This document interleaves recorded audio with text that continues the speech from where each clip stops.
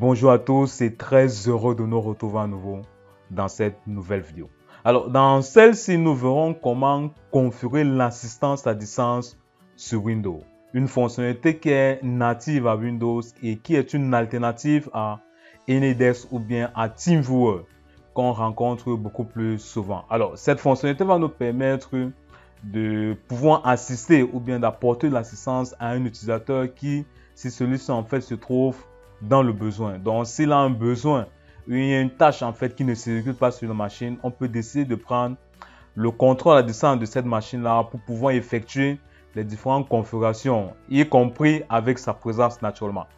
J'ai fait une ancienne vidéo forcément sur cette chaîne où je parlais forcément de la prise du bureau à distance, qui est une fonctionnalité qui est aussi contraire forcément à celle-ci, mais sauf que celle-ci s'appuie en fait sur le même protocole, en l'occurrence sur le protocole RDP, qui tourne naturellement sur le port 33 à 89. Donc en fait, cette vidéo est juste complémentaire à celle que j'ai fait précédemment, qui va en fait nous permettre d'apporter l'assistance, comme je l'ai dit tantôt, à un utilisateur qui se trouverait dans le besoin. Alors pour illustrer ça comme configuration, j'ai ici en fait deux PC. Forcément, cette fonctionnalité se retrouve forcément dans un réseau local. Donc, j'ai ici deux PC dans mon réseau avec un PC qui est un PC portable naturellement. Il a une appellation Nest Computer. Et de l'autre côté, j'ai aussi un autre PC. Lui, il est plutôt connecté de manière filaire sur ma box Internet. Vous faites vite de comprendre ici que c'est ma box Internet en fait qui fournit en fait la connectivité à ces deux différents PC. Alors, pour pouvoir prendre le contrôle ou bien pouvoir assister un utilisateur qui se trouve à distance, ici j'ai simulé en fait l'utilisateur sur mon PC portable. Donc en fait, sur cette machine-là qu'on va apporter toute la configuration ou bien nous allons faire toutes les configurations possibles pour pouvoir activer la fonctionnalité et prendre le contrôle en fait de cette machine à distance. Et rien de plus simple pour le faire. Alors, si on retourne effectivement sur ce PC en question, dans mon PC qui est un Nest Computer ici, il va falloir en fait, comme je l'ai dit tantôt, activer la fonctionnalité assistance à distance qui s'appuie naturellement sur le protocole RDP. Donc, c'est-à-dire pour pouvoir l'activer, il faudrait que le protocole RDP soit d'abord activé sur cette machine. Et en activant le bureau à distance, comme nous avons vu dans une précédente vidéo, il s'active aussi de manière automatique naturellement ce protocole-là. Alors, pour pouvoir activer la fonctionnalité à assistance à distance, rien de plus simple pour le faire. Si on va ici au niveau de l'explorateur de fichiers Windows, on va double-cliquer là-dessus et l'assistant va forcément apparaître. On va aller ici au niveau du PC. Donc, au niveau de l'onglet PC, on va faire un clic droit là. On va forcément aller au niveau de ses propriétés. Alors, du moment où nous sommes dans ses propriétés ici, il va forcément nous rediriger vers les paramètres du système de la machine. On va un peu descendre plus bas là. On va aller au niveau des paramètres, donc au niveau de la section paramètres avancés du système. C'est à partir de là que tout va se jouer. Donc, dès qu'on va double-cliquer au niveau de ces paramètres là, il y a forcément un nouvel assistant qui apparaît. Et c'est en fait dans cet assistant-là, comme vous pouvez le constater, qu'il y a plusieurs onglets. Et en fait, on va choisir un onglet parmi ces onglets-là pour pouvoir activer cette fonctionnalité qui est l'assistance à distance. Alors, on va utiliser ici utilisation à distance. Donc, on va choisir l'onglet utilisation à distance. Alors, en double-cliquant en fait sur cet onglet-là, il y a les nouvelles fonctionnalités qui apparaissent sur cette fenêtre-là. On va juste aller au niveau. Si vous prêtez attention un peu plus bas là, vous voyez ici que par défaut, le bureau à distance, comme nous avons fait dans une précédente vidéo, est directement activé. Donc, c'est nous qui l'avons activé. Et on va ici essayer d'activer en fait la fonctionnalité assistance à distance. Et si on remonte un peu plus haut, vous voyez qu'ici, on peut cocher en fait cette case-ci. En cochant la case là, on active en fait cette fonctionnalité-là. Alors, on va essayer donc de la cocher. Et quand on la coche là directement, c'est-à-dire qu'elle est directement fonctionnelle. On va cliquer en fait sur OK pour parachever en fait l'activation de cette fonctionnalité. Alors, dès qu'on clique sur OK, on va en fait fermer toutes les fenêtres. Alors, là, ce n'est pas fini. Là-bas, c'est la première démarche qu'il faut suivre afin de configurer le bureau ou bien l'assistance à distance. Alors, la deuxième phase consiste naturellement à pouvoir inviter la personne qui va nous apporter cette assistance-là. Et rien de plus simple pour le faire.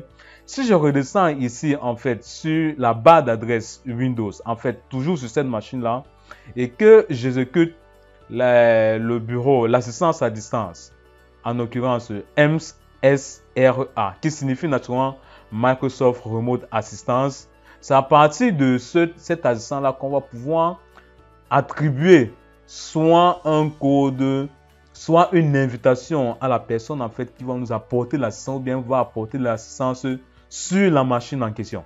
Alors, en activant en fait cette fonctionnalité-là, vous voyez que si je mets ici la MSRA, forcément, il y a forcément ici une icône qui apparaît. On va double-cliquer en fait sur cette icône-là. Et en double-cliquant en fait sur cette icône-là, il y a forcément un assistant qui apparaît. Et sur cet assistant-là, vous voyez que il y a plusieurs menus qu'on nous demande de choisir. En l'occurrence, le premier menu, comme vous pouvez le constater ici, c'est inviter un assistant ou bien inviter une personne à nous apporter l'assistance. Comme vous pouvez naturellement le constater ici. Et ici, en deuxième lieu, nous avons comme astuce apporter l'assistance forcément à l'utilisateur qui nous a demandé ou bien qui nous a invité. Alors, comme nous sommes dans un environnement local et que nous voulons apporter plutôt l'assistance, c'est plutôt la première option en fait qu'on devrait choisir. Donc, en choisissant la première option qui est ni plus ni moins que inviter une personne de confiance à vous aider, on va en fait choisir en fait cette option-là. Et en poursuivant avec les recommandations et l'assistant, on va atterrir en fait sur la deuxième fenêtre qui est enregistrant en fait cette invitation pour pouvoir l'utiliser en fait au niveau de la personne qui décide ou bien qui veut nous apporter en fait cette assistance-là. Alors, après avoir fait tout ce que l'assistant nous a forcément demandé de faire, en l'occurrence, enregistrer en fait cette invitation comme un fichier, on va essayer donc de la reprendre sur une clé. Et si vous prêtez attention en activant, en enregistrant là, il va en fait générer un code. Ce code-là sera en fait comme le mot de passe. Et ce mot de passe-là, nous allons forcément l'utiliser pour apporter l'assistance à cet utilisateur-ci. Donc, c'est-à-dire qu'en plus du fichier de configuration ou bien du billet d'invitation qui sera stocké en fait sur notre bureau ici, on va aussi utiliser ce fichier-là ou bien en fait ce code-là pour pouvoir donner l'accès ou bien pour que cette machine-ci là puisse accorder l'accès à celui qui va en fait apporter l'assistance à celle-ci. Alors, dès qu'on aura fait, j'ai ici une clé. Donc, je vais un peu essayer de la recopier, ces différents fichiers-là. Donc, qui n'est ni plus ni que le fichier de configuration et le code en fait qui nous a été généré avec l'assistance à distance. Alors, je vais utiliser donc cette clé-là pour essayer de recopier ces deux éléments. Donc, je vais prendre la clé, je vais mettre en fait sur ma machine ici et je vais un peu la recopier. Je vais la transférer avec sur la deuxième machine pour pouvoir effectuer l'assistance à distance. Alors, dès que ça a été fait, je vais prendre ma clé, je la remets aussi sur la deuxième machine naturellement pour pouvoir apporter l'assistance à la première. Et en la mettant ici sur la deuxième, je vais refaire la même chose que j'ai fait ici sur le premier. C'est-à-dire aller forcément au niveau de la barre de recherche Windows en fait sur celle-ci et exécuter aussi la commande ou bien l'assistant MSRA. Et en exécutant en fait cette assistance-là, vous voyez qu'en double-cliquant en fait sur celui-ci en fait, je vais plutôt choisir la deuxième option qui n'est ni plus ni moins que aider quelqu'un en fait qui nous a invités. Donc on va plutôt choisir la deuxième option ici là. Et en choisissant en fait cette deuxième option là, il va en quelque sorte nous demander d'aller chercher le fichier d'invitation comme précédemment. Donc on va aller, on décide donc de la chercher là en fait au niveau de la clé qu'on a décidé donc de le fichier qu'on a en fait mis sur cette clé là. Et en allant donc chercher ce billet d'invitation là à partir d'ici, il va en fait nous demander de mettre le code en fait, le mot de passe qui n'est ni plus ni moins que le code qui nous a été généré lors du précédent. Donc c'est-à-dire que lorsque nous faisions en fait, nous exécutons en fait cette assistance sur la première machine. Donc je vais essayer donc de mettre ce code là ici. Et en la mettant ici, je vais aller forcément appuyer sur OK pour voir en fait si je parviens à prendre ou bien à prendre le contrôle en fait de la machine à distance à partir de ce PC. Donc en cliquant sur OK ici, et vous voyez en fait ici que si on retourne forcément sur ma première machine ici, il me demande en fait d'accepter si je veux vraiment cette à distance là. Et quand je vais cliquer en fait sur la première machine sur OK ici, vous voyez bien ici là que ça m'a redirigé en fait sur le bureau de la première machine. Et à partir de là, je peux apporter en fait de l'assistance à l'utilisateur en fait qui m'a envoyé ce fichier d'invitation là.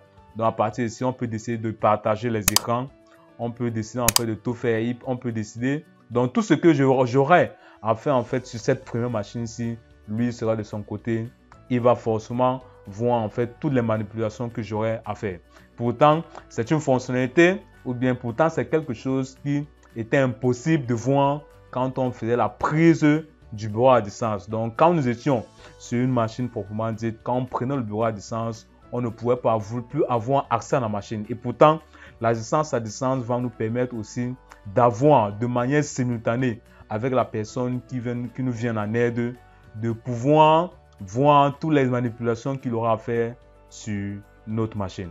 Donc voilà la configuration de l'assistance à distance forcément sur Windows, qui est une fonctionnalité totalement native à Windows, qui va nous permettre en fait d'apporter l'assistance à un utilisateur quand celui-ci forcément se trouve dans le besoin. On arrive ainsi au terme de cette vidéo et dans celle-ci, nous avons réellement configuré l'assistance à distance, fonctionnalité native à Windows, qui est une alternative à AnyDesk ou bien à TeamViewer, et comme je l'ai évoqué précédemment.